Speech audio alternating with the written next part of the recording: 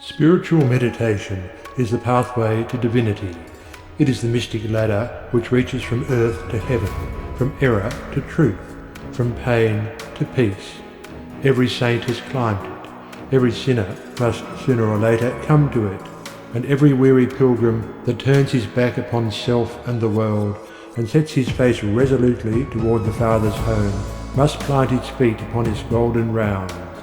Without its aid, he cannot grow into the divine state, the divine likeness, the divine peace, and the fadeless glories and unpolluting joys of truth will remain hidden from you. Meditation is the intense dwelling, in thought, upon an idea or theme, with the object of thoroughly comprehending it. And whatsoever you constantly meditate upon, you will not only come to understand, but will grow more and more into its likeness.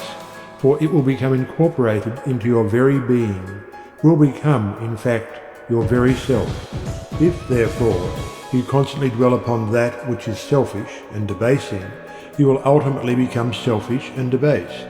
If you ceaselessly think upon that which is pure and unselfish, you will surely become pure and unselfish. Tell me what it is upon which you most frequently and intensely think, that to which, in your silent hours, your soul most naturally turns, and I will tell you to what place of pain or peace you are travelling, and whether you are growing into the likeness of the divine or the bestial. There is an unavoidable tendency to become literally the embodiment of that quality upon which one most constantly thinks. Let therefore the object of your meditation be above and not below, so that every time you revert to it in thought, you will be lifted up. Let it be pure and unmixed with any selfish element. So shall your heart become purified and drawn nearer to truth, and not defiled and dragged more hopelessly into error. Meditation, in the spiritual sense in which I am now using it, is the secret of all growth in spiritual life and knowledge. Every prophet, sage and saviour became such by the power of meditation. Buddha meditated upon the truth until he could say, I am the truth. Jesus brooded upon the divine immanence until at last he could declare, I and my Father are one. Meditation centered upon divine realities is the very essence and soul of prayer. It is the silent reaching of the soul toward the eternal. Mere petitionary prayer without meditation is a body without a soul, and is powerless to lift the mind and heart above sin and affliction. If you are daily praying for wisdom, for peace, for loftier purity and a fuller realization of truth, and that for which you pray is still far from you, it means that you are praying for one thing while living out in thought and act another.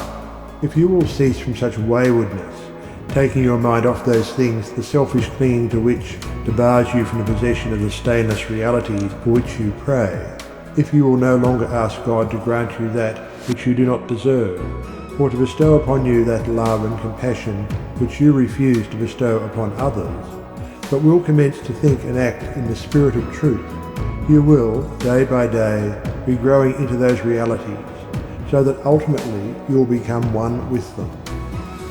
He who would secure any worldly advantage must be willing to work vigorously for it, and he would be foolish indeed who, waiting with folded hands, expected it to come to him for the mere asking.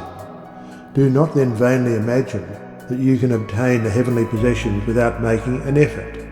Only when you commence to work earnestly in the kingdom of truth will you be allowed to partake of the bread of life, and when you have, by patient and uncomplaining effort, earned the spiritual wages for which you ask, they will not be withheld from you.